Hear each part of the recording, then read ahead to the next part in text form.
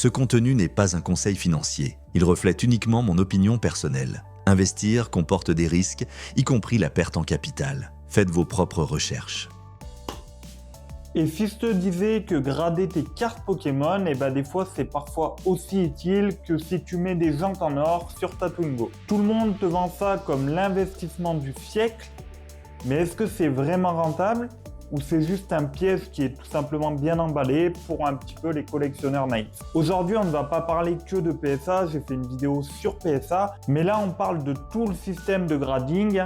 On va démonter un petit peu les illusions, on va regarder un petit peu des vrais chiffres, et on va parler vrai comme d'habitude. Donc, est-ce que tu es prêt? C'est parti. Donc, grader une carte, qu'est-ce que c'est pour ceux qui ne connaîtraient pas? C'est la faire authentifier, la faire noter et l'encapsuler dans une petite boîte comme ça. Ça peut être du PCA, ça peut être du CCC Grading, ça peut être du collectorat ou même une obscure boîte en Pologne. Enfin, peu importe, l'idée, tu l'as compris, c'est de transformer ton objet de collection en produit coté avec une note. Et dans un monde où tout le monde veut spéculer, c'est vrai que ça fait rêver. Un petit bout de carton, potentiellement, ça devient un actif. Mais c'est là que ça devient un petit peu vicieux parce que les promesses du grading en soi, c'est protège ta carte pour la vie, vu qu'elle est dans un boîtier, fait x10 sur sa valeur et plus de confiance pour les acheteurs. Alors ouais, sur le papier, je t'avoue que c'est séduisant. Mais maintenant, en vrai, en vrai, tout simplement, tu payes souvent cher pour une note incertaine. Et tu penses que ta carte, elle va valoir une fortune. Alors qu'au final, c'est peut-être juste une version de 2019 que 10 000 personnes ont aussi. Et ont fait grader aussi. Donc c'est comme essayer de vendre une cuillère en disant qu'elle est mine collection. Entre ton envoi, le grading, l'attente, les frais cachés, tu peux vite lâcher entre 40 € à 150 voire 200 € par carte. À ça, tu vas ajouter le risque de perte, que ce soit de la poste ou de la douane, si tu envoies à PSA par exemple. Les retours endommagés, c'est pas à l'abri qu'il y ait un problème en retour avec la poste ou pendant le transport. Les délais qui sont extrêmement longs, pour du PSA, je crois qu'on parle de 6 mois. Alors après, plus tu payes, plus tu l'auras vite. Mais suivant les sociétés de gradation, ça va aller de 1 mois à 8 mois, voire 1 an des fois. Et surtout, le risque que le marché il change entre temps. Parce que ta carte, elle peut perdre la valeur pendant qu'elle est bloquée en transit ou en attente de grading. Le marché, des fois, il va vite et même des fois très vite à la baisse. Et au final, tu te rends compte que tu as investi plus que ta carte, elle vaut notée en 8. Triste réalité. Donc, est-ce que grader une carte aujourd'hui, c'est vraiment le jackpot? Non. Clairement, la plupart des cartes gradées, elles ne prennent pas de valeur. Attention, seules certaines cartes, elles montent. Donc là, on va parler des alternatives, des Pokémon hypés, des cartes bien centrées, et ça dans un contexte bien précis.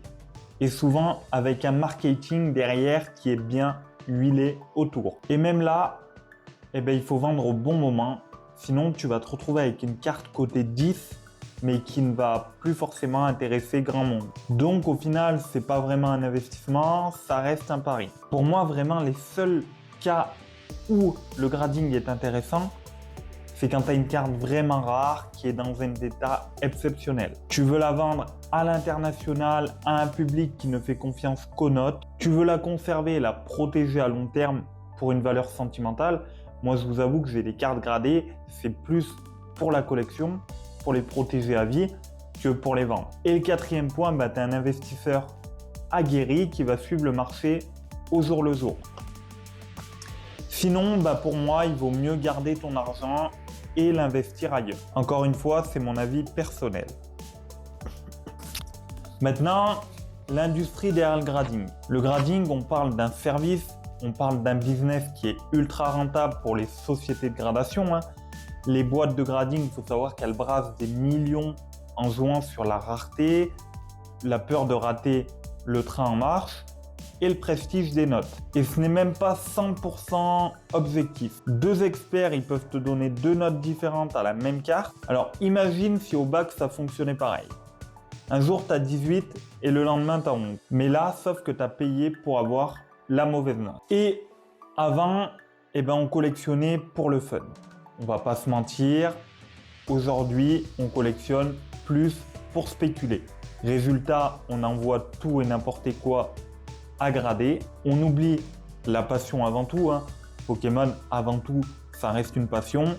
Et aujourd'hui, on cherche plus des billets que des souvenirs. Mais Pokémon, à la base, c'était pas censé être un marché boursier.